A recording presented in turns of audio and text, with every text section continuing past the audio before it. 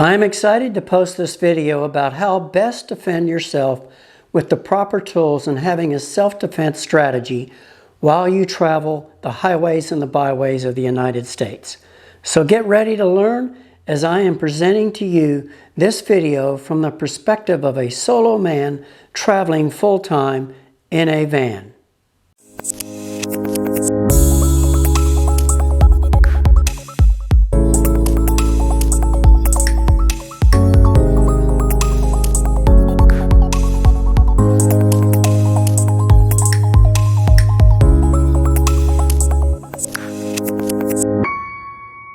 As I prepare myself to travel in my 21-foot Pleasureway Lexar FL van as a solo traveler, it was critical for me to learn which tools I could carry to defend myself. In addition, it was important for me to make myself more knowledgeable in how to react appropriately and legally if a threatening situation presented itself. First, as you view this video, I am not an attorney, and I am not providing any legal advice whatsoever. Most of the material that you will hear about is based on myself watching many hours of YouTube videos regarding this topic, reading a book of one of the more recognized self-defense attorneys, attending a 4-hour concealed weapon permit safety course, and watching videos as a member of the USCCA. Therefore, I have condensed all of this material into a brief video to benefit you. It is my goal after you watch this video that you will gain some peace of mind and you will be more knowledgeable with self-defense issues. I hope that you will never have to use any of these tools or strategies in your lifetime. However, this video is all about being better prepared to defend yourself against criminal predators that may cross your path. I need to state that I do not want to live in fear as I travel and see the beauty of the world, such as the places that I will see and the interesting people that I might meet along the way. However, being an American, it is my right to protect myself and those friends and or family members that I might be traveling with. For many of us who want to defend ourselves, the first and most logical choice of weapon or tool is the handgun. Now, there are so many different kinds of models of handguns, and picking out the right gun for you is for another video. However, with 2 experiences shooting at the local indoor gun range, I decided on the Glock 19, which is a 9mm pistol.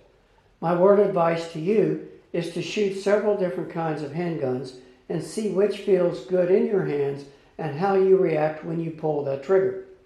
This tool is your last line of defense, and you must be prepared to follow one of the 4 rules of firearms. Do not point a firearm unless you are willing to destroy it. Many times when you are traveling in your vehicle, you might be traveling there for the first time. Therefore, you will not be as familiar with your surroundings as you are with your hometown. Most people are in one of 4 states of awareness designated by the Colonel Jeff Cooper, called the Color Code of Awareness. These colors are as follows. White. You are chilled and totally unaware of your surroundings. The only time you should be in this color state is when you are either safe, inside your home, or asleep. Yellow. You are alert but relaxed. This is the state of awareness you should be in at all times when you are in the public. You need to look around and be aware of your surroundings. This is especially true when you are outside your vehicle, and in my case, outside my van. Orange. This is a reactive state when you think or know that there is an immediate danger. Therefore, you are focused on that danger or threat until that threat passes or is no longer an issue. Red. This is the ready state when there is a definite threat and you will be ready to take action. Taking action can include a number of strategies to include but not limited to avoid the confrontation, warn the predator with a loud voice or signal, have the appropriate non-lethal tool ready, or if time does not allow, have your deadly tool or weapon ready to use. Now you may ask me, why am I presenting the 4 different codes of colors to represent the state you should be in? Well, again, this video is all about being better prepared. For an example, in the animal kingdom, all predators know and realize to feed at the designated watering holes in the area. Well, when it comes to humans traveling in their van or RV, the designated watering holes is the gas station or convenience store. Therefore, if you learn one thing from this video, this device could be it. When you are fueling up or getting a snack at a gas station, you must be in code yellow. And this is not the time to check or read your text messages or have your music on your headsets. As you pull up to a station or a convenience store, look around, check the lighting, and use your instincts. If it does not feel right, then you are in control and drive to another location. Before I discuss the non-deadly tools or weapons of self-defense, I advise that you always point the front of your van in the direction of your escape route. For the female solar travelers, I recommend that you always put out 2 chairs or 2 sets of hiking boots or both along the van. This will provide the illusion that there are 2 persons in the van. This is a brief public service announcement. This is my first how-to video about how to defend yourself in your van or car or RV, and there'll be many more. So if you haven't subscribed to my channel, please consider subscribing to my channel. If you like it, hit the like button, and I am open to any comments. Now, please stay tuned to the very end, as I am going to make a very important announcement that will benefit you about how you can learn more about self-defense in your van or RV. Per the USCCA, which stands for the United States Concealed Carry Association, which I am a member, they state that in the United States, every 26 seconds, someone comes face to face with a violent situation. Per Andrew Blanca, the author of the book, The Law of Self-Defense Principles, you are 5 times more than likely to be a victim of a non-deadly force attack than a deadly force attack. Therefore, even if you own and carry a gun, you must have a non-deadly tool or weapon as well. It is important as you travel on the road that you have a diversified selection of self-defense weapons. Now, I'm going to show you a few of my non-deadly tools that I will have with me as I travel in my Pleasureway van. All of these that you are viewing are from the company Sabre and showing them in their original packages. A major self-defense strategy is to avoid a confrontation is making a loud noise. I have 2 personal alarms that can be heard up to 1,000 feet. One has an LED light and can be clipped onto your clothes or your bag. The other is for those who might hike or run and placed on your wrists. In addition, I have a small handheld can of pepper spray that is a great tool for your protection. They come in a variety of different styles and colors. I could not locate any locally and went online and ordered them, and I will provide a link in the Show More section for your benefit. As you travel in your van and RV or car, it's very important that you have a clear understanding of the rules and laws of each state that you travel in. It is going to be different, and you, the responsible person that actually owns your handgun and carrying it as a concealed weapon, it is your responsibility to know the laws. All right? So because I don't know where I can carry this, and certainly there's going to be areas in the national parks that I can't carry it, then I have to have all these other type of tools and weapons in my disposal instead of my gun. What do you think of my cheap man's body armor vest? All right? Showing you some of those tools and weapons. Now, one of them I have is going to be a flashlight. Now, you may say, well, what good is that going to do? Well, if it's dark and you flash that into the assailant's eyes, it may blind him enough so that you can move on and run away. Okay? That's important. All right? Some of the other items that I'm going to be using and carrying with me as I travel in my van is going to be a very small bottle of pepper spray. Once again, this is by Sabre. Now I'm going to have all of these items in the show more information in this website that you can go and find and locate if you want to do so and purchase them on your own. But this is a small can of pepper spray, personal can. Obviously, if I'm traveling in the bear country and hiking, I will carry a larger can of pepper spray at that time. Along those lines, I have a personal alarm. I'm certainly not going to turn it on. It will hurt your ears and mine.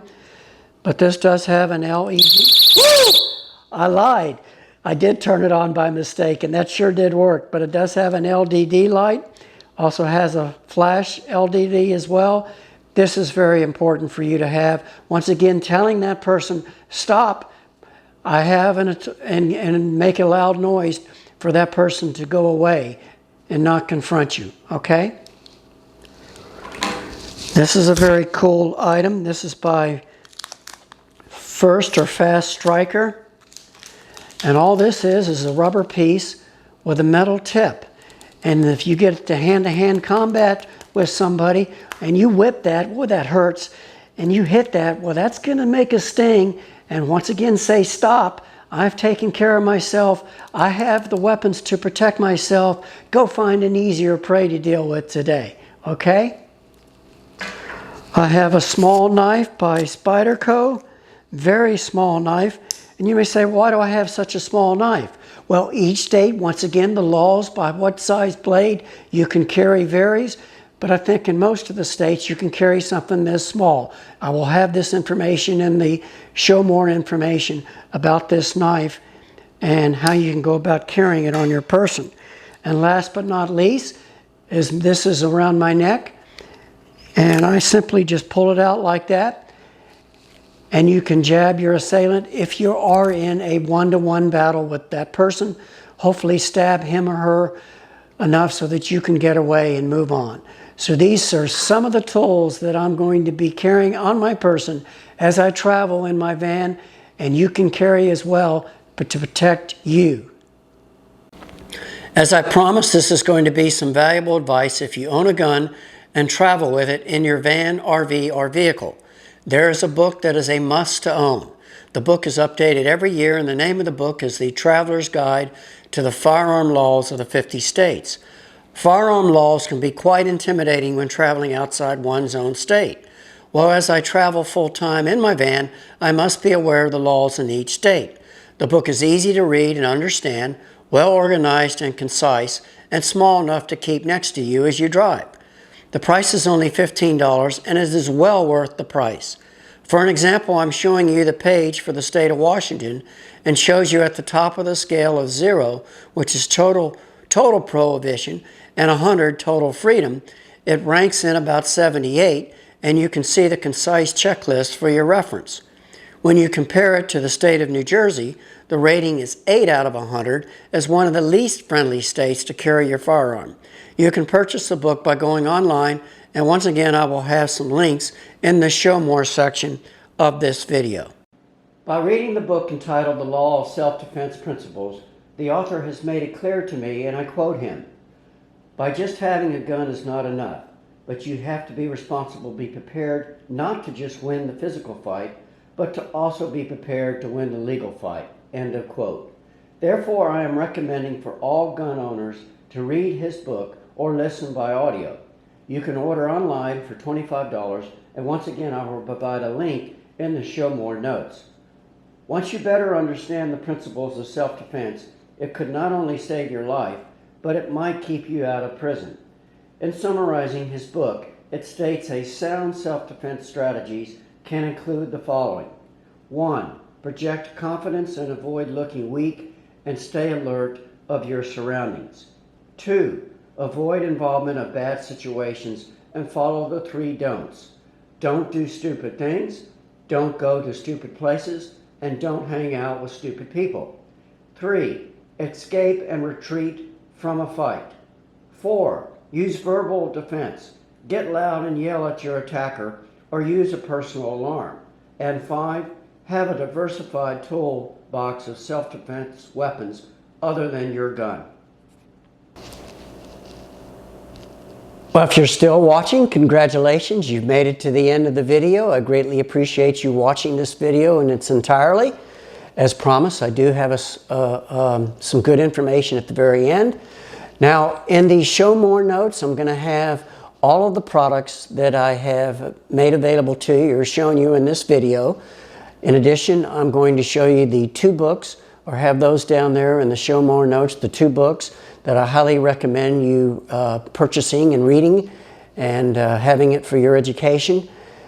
And in addition, I hope that I have provided a number of good tips and suggestions throughout this video, which I think I have. And if you agree with me, hit the like button.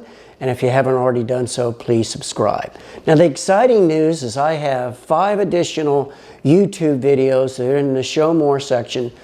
And these videos are 5 of probably the best 20 of them that I've watched on the education or the relationship regarding safety and security for a van or an RV owner, okay? These are the 5 best.